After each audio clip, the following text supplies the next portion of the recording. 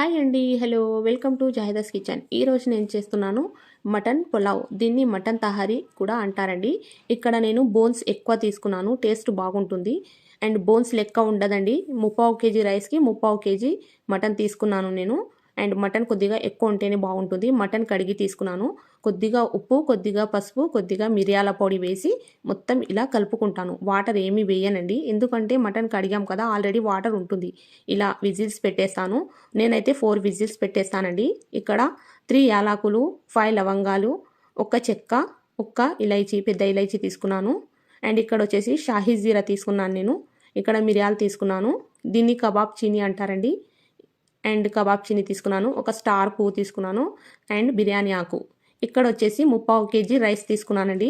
Bones ఎక్కువ ఉన్నాయి కదా, మీరు కావాలనుకుంటే 1 కేజీ తీసుకోండి. ఇక్కడ నేను 3 గ్లాసులు వేశాను, పైగా కొద్దిగా వేశానండి రైస్, అంటే 3:30 అనుకోండి.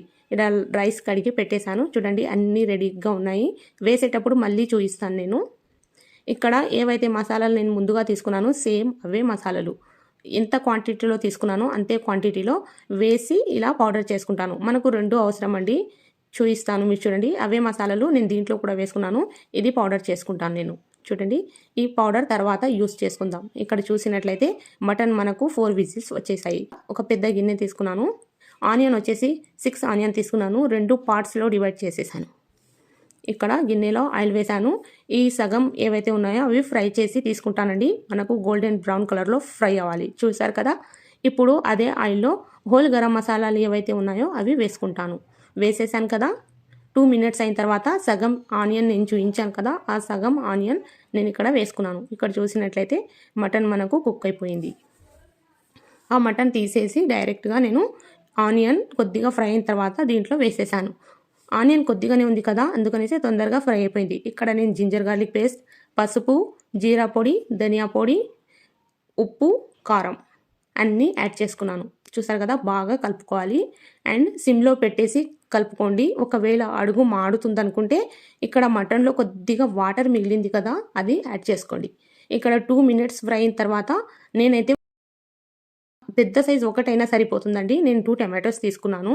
ఒక్కటైనా సరే, ఎక్కువ వేయాల్సిన అవసరం లేదు. టమాటో మనకు ఆల్మోస్ట్ కుక్ అయిపోయింది. ఒకసారి ఇలా కలుపుకుంటాను. కలుపుకొని దీంట్లో నేను 4 లేదా 5 గ్రీన్ చిల్లీస్ వేసుకుంటానండి. వేసుకొని ఇలా కుక్ అయిపోయింది కదా, ఇప్పుడు మళ్ళీ 2 మినిట్స్ కుక్ చేసుకుంటాను. ఈ పెరుగు ఏదైతే ఉందో మిక్సీ పట్టుకున్నానండి, అలాగే వేస్తే మనకు ఉండల్లాగా కట్టిపోతుందండి. అంటే చిన్న చిన్న మనకు పాలు ఇరిగిపోతే ఎలా ఉంటుంది అలా అయిపోతుంది. సో అలా వేయకుండా నేను 1/2 కేజీ పెరుగులో ఒక చిన్న కటోరీ నిండా తీసుకున్నాను. మిగతా పెరుగు మొత్తం దీంట్లోనే వేసేసాను.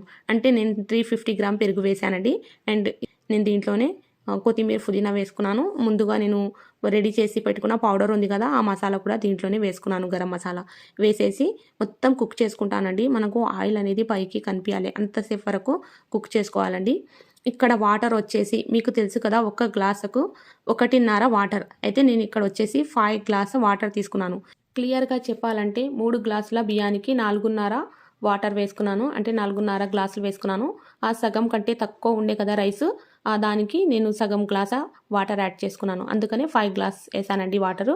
ఇలా వాటర్ వేసిన తర్వాత బాయిల్ వచ్చేసింది కదా, దాంట్లో బాయిల్ వచ్చిన వాటర్లో ఇప్పుడు ముందుగా నానబెట్టుకున్న రైస్ యాడ్ చేశాను. రైస్ యాడ్ చేసేసి 2 మినిట్స్ వరకు ఇలాగే కప్పి వదిలేయాలి. ఇంకా 2 మినిట్స్కి ఒకసారి చెక్ చేసుకుంటూ ఉండాలండి. లేదంటే కింద ఉన్న రైస్ తొందరగా కుక్ అయిపోతాయి, పైన ఉన్న రైస్ కుక్ అయిపోవండి, పచ్చిగుంటాయి. సో అందుకనేసి 2 మినిట్స్కి ఒకసారి చెక్ చేసుకుంటూ ఉండాలి. అండ్ మంచిగా కలుపుకోవాలండి. ఇలా రైస్ మొత్తం మనకు వాటర్ ఇంకిపోవడానికి రెడీగా ఉన్నప్పుడు ఏం చేయాలంటే రైస్ ఏవైతే ఉన్నాయో కింది నుంచి వెత్తి పైకి వేయాలండి. వేసేసి ఏం చేస్తామంటే, ఇప్పుడు మనకు గ్యాస్ చాలా చిన్నగా ఉంది, గిన్నె పెద్దగా ఉంది కదా, అంటే కింది నుంచి రైస్ పైకి ఎత్తి వేసి అంచులు అనేది సైడ్లు తిప్పుకోవాలండి. ఇలా 5 మినిట్స్ వరకు కుక్ చేసుకోవాలి. ఒక్కొక్క నిమిషం ఒక్కొక్క అంచు ఇలా తిప్పుకుంటూ వేసుకోవాలి. ఇప్పుడు దీంట్లో నేను ఫ్రై చేసిన ఆనియన్, ఫ్రై చేసిన డ్రై ఫ్రూట్స్, కొత్తిమీర, పుదీనా అన్నీ వేసుకున్నాను.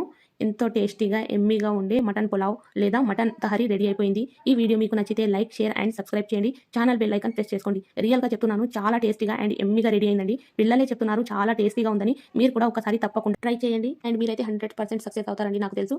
కానీ నేను చెప్పిన విధంగానే చేయాలండి. రైస్లో ఎక్కువ వాటర్ తీసుకోకూడదు అండ్ చాలా తక్కువ వాటర్ కూడా తీసుకోకూడదండి. 1 గ్లాస్ రైస్కి 1.5 వాటర్ మాత్రమే తీసుకోవాలి. అండ్ పిల్లలు ఏం చెప్తున్నారు మీరే వినండి. థ్యాంక్ యూ అండి. Thank you so much.